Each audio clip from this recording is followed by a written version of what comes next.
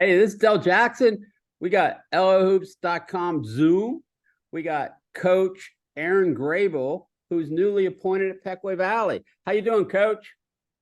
I'm doing just fine, Dal. How are you? Good, man. We're always willing and happy to talk to new appointed coaches and get their views and get our folks used to seeing you and getting some of your thoughts. So tell me when this job opened. And I know you and I talked off camera about your background at Pequea Valley. So give us a little brief background of Ehren Graybill. Sure. Yeah, the job opened up. It was like March or April, and coaching at Pequea's always pretty much been my dream job as far as coaching. So when that opened up, I got on it right away. And I mean, I grew up in the area, went to Pequea Valley. Pequea Valley athletics has it's pretty much been you know my life. So I mean, I was a four sport athlete. Played basketball, of course, but ever since I could remember, I have three older brothers, and they all played, and it was my dream to play varsity sports. So to get the opportunity to coach, was really a dream come true. So let's talk about you've been working since April, more or less. Tell us what you've been doing with your crew. Yeah. I mean, being the first year in the program, you got to spend some time getting to know the kids, getting to know them personally, getting to know their games, their weaknesses, strengths. Pretty much as soon as I could, I started open gyms. So we've been doing open gyms once or twice a week. And, we're running a couple of summer leagues. I have the JV team in the Linville Hill Summer League, and the varsity team, the upperclassmen are playing at Brandon Park and JC Park. So yeah, we got them playing a lot and going to open gyms, and they also have opportunity for strength and conditioning, morning and evening. So How are your numbers been, Coach? I mean, sometimes I know Pequa's got some number issues as far as getting the kids out to play. How they been so far? I've been really impressed with the numbers. Like you said, Pequea, athletes are demanded across the board in all the sports. So of course, there's some guys that are playing summer league baseball and getting ready for the football season and doing other stuff. But I've been really, really impressed with the numbers. Just to give you an idea, like we have the two summer leagues that we're in are both on Thursday nights.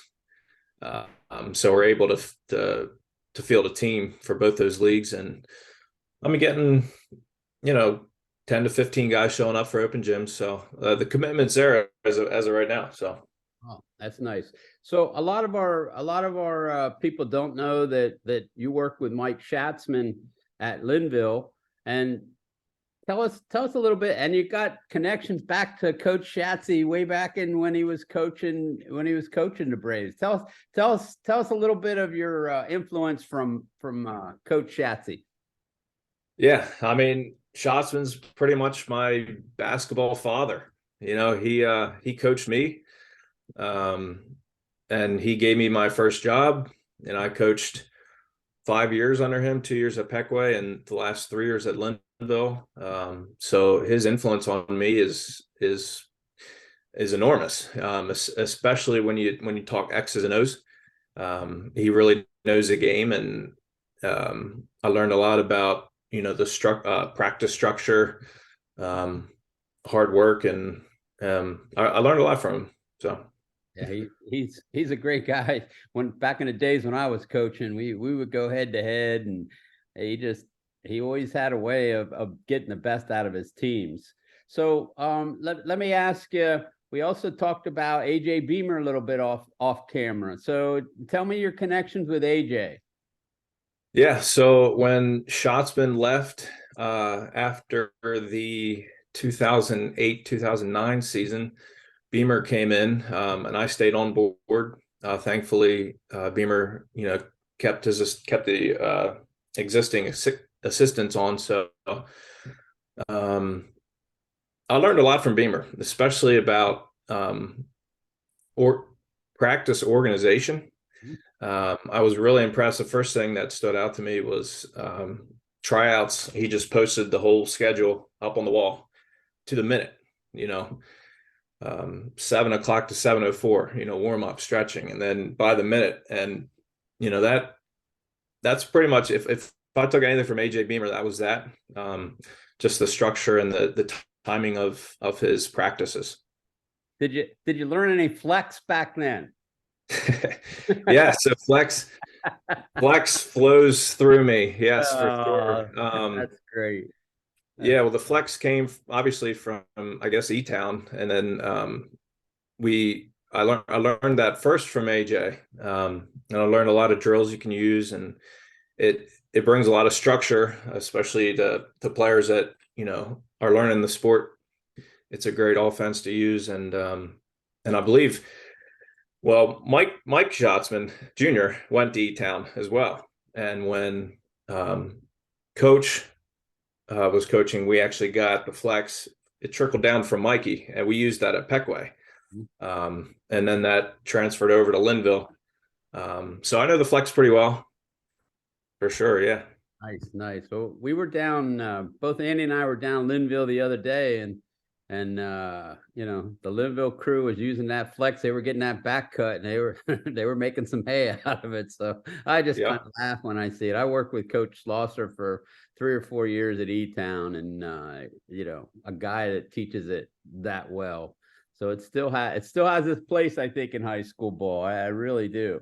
How about give us program goals? What do you see? We talked, you and I talked off screen a little bit. Pequea Valley wins and losses have been a really, really rough job, basically, for the head coaches. Going back, you and I talked about going back in the book. You said that there was 7 over 500 teams, and that's in 50 plus years. So there's not a lot of wins and losses, but just give me what your thoughts are going in and what your long-term goals are. Yeah, obviously, I mean, my number one goal is to take this program to places it hasn't seen before. I want to accomplish all those first, win a section title. Pequea's never won a league playoff game. Obviously win a district title, and you keep moving on up. But to get there, I think it's going to take structure. I want to bring more consistency to the program, and rather than the ups and downs, I want more level-headed wins and losses throughout the years. And I think to get there, I need to improve, keep improving the youth program, and get just a connectivity between the youth levels and the high school level. Yeah. All right, good. And you and I talked about your staff. So tell me a little bit. Usually a new coach, you have some changeovers. Usually you got some guys that stay on. What's going on with your staff at this point? Yeah, I mean, I feel like I got really lucky, really blessed with the staff that was existing, and they're all on board still. Great guys. They know the game. I'm really excited to work with them. And I think, like I said, I got really lucky with the staff, Coach Rogers, Coach Johnson, Coach Ladd. And then we have some new coaches coming in as well. But yeah, I've been really impressed with their communication, with their just ability to be team players. That's what you need in a coaching staff. So yeah. Nice. How about social media? Like Pequea a couple years ago had some pretty good social media as far as the AD.